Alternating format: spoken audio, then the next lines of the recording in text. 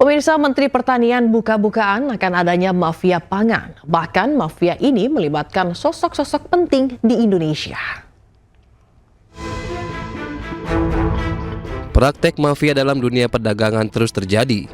Pemerintah pun terus berusaha memberantas peredaran mafia.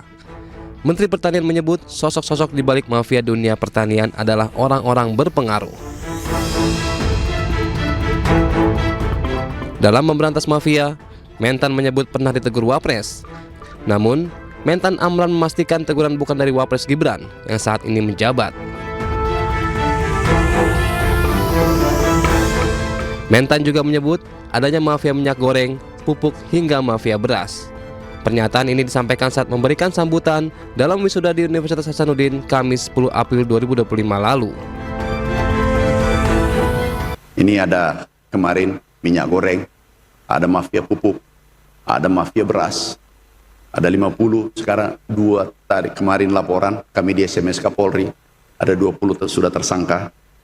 Kami kirim ke nerakanya dunia yang ingin mempermainkan nasib rakyat kecil. Yang menarik adalah salah satu keluarga pejabat yang aku pecat, nanti setelah saya pecat baru aku tahu dan aku minta maaf. Yang penting saya sudah pecat mereka.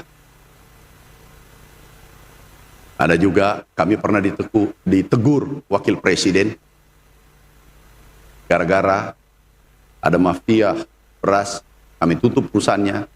Ternyata semuanya adalah pemimpin-pemimpin besar ada di dalamnya. Kami dimarahi, kami berterima kasih. Kami katakan yang penting kami sudah tutup karena dia melanggar regulasi yang ada di Republik ini. Kementan juga terus bersih-bersih kementerian dari praktek mafia, diantaranya mafia beras. Lebih dari 1.500 pegawai Kementan disanksi atas pelanggaran disiplin dan integrasi. Tim Liputan iNews melaporkan. Sementara itu, pemerintah berencana akan menambah impor komoditas pangan dari Amerika Serikat. Penambahan impor pangan diklaim Menteri Perdagangan Budi Santoso tidak mengganggu program swasembada pangan nasional.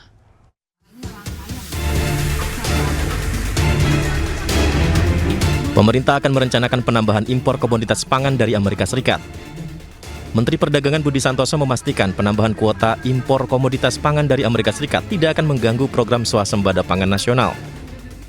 Menteri Perdagangan juga menjelaskan penambahan impor komoditas pangan sebagai bagian dari upaya negosiasi perdagangan dengan Amerika Serikat. Pemerintah Indonesia berencana meningkatkan impor sejumlah komoditas pangan seperti gandum, kacang kedelai, hingga susu kedelai. Langkah ini bertujuan untuk memenuhi kebutuhan konsumsi dalam negeri. Yang jelas, pemerintah telah mempersiapkan strategi sembari menunggu negosiasi yang lebih besar.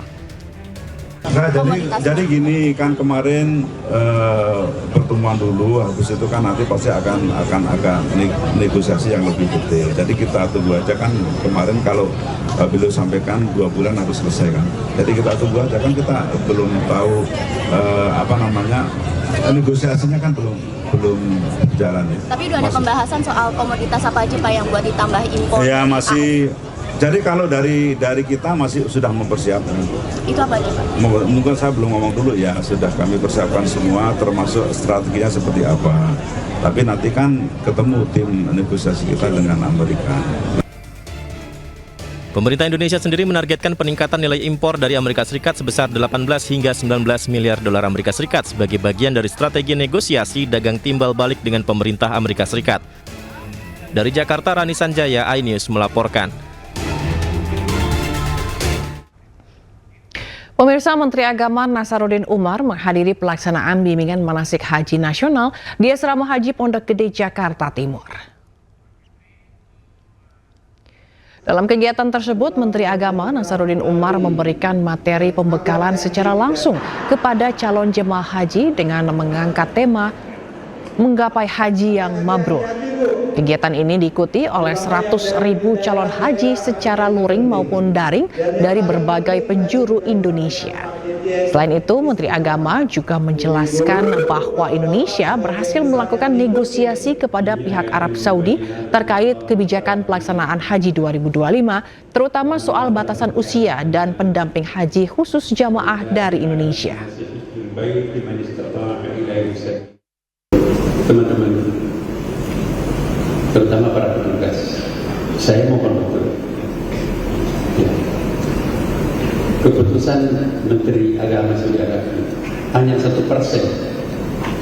petugas.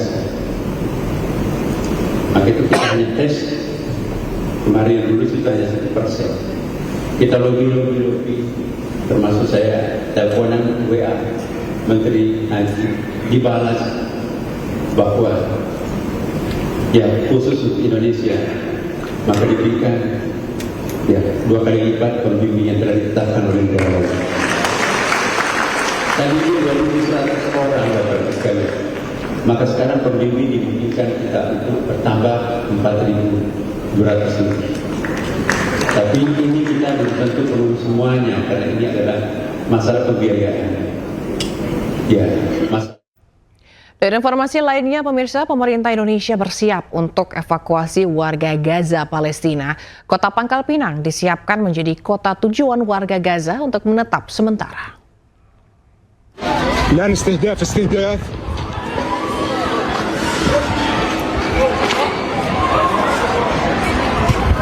الآن استهداف عنيف جدا. Israel terus melancarkan serangannya ke Gaza Palestina. Warga Gaza pun harus hidup di bawah teror serangan Israel. Sebuah rudal Israel mendarat di dekat Menara Al-Quds.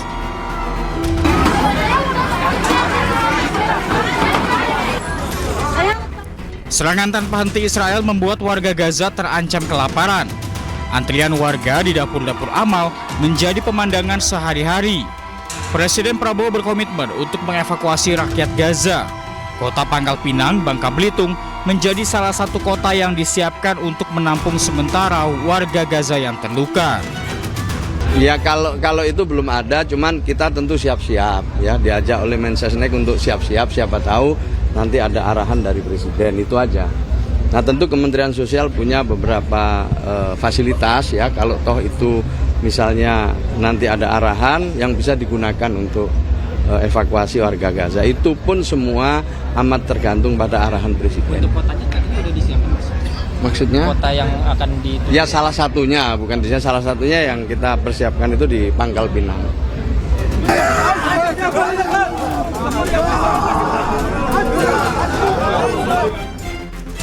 Rencana Presiden untuk mengevakuasi warga Gaza adalah bagian dari dukungan Indonesia untuk negara Palestina.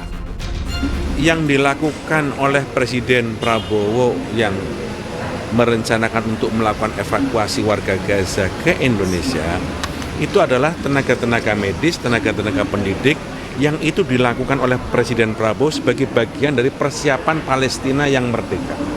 Negara-negara di sekitar Palestina sekarang ini sedang mempersiapkan diri rekonstruksi pasca perang, pasca Palestina merdeka. Ketika Palestina merdeka, pasca perang selesai, maka yang harus dilakukan adalah bagaimana membangun fisik. Karena itu negara-negara sekitar Palestina sudah mulai menghitung biaya yang diperlukan untuk melakukan pembangunan rekonstruksi bagi Palestina. Saat ini Gaza berada di bawah teror serangan Israel. Serangan Israel menyasar rumah dan rumah sakit di kota Gaza. Anak-anak dan wanita pun terus menjadi korban ganasnya serangan Israel. Tim Liputan, iNews melaporkan. Presiden Prabowo menunjuk sejumlah serikandi tangguh untuk masuk dalam kementeriannya. Jangan kemana-mana, tetap di Pemimpin Rakyat.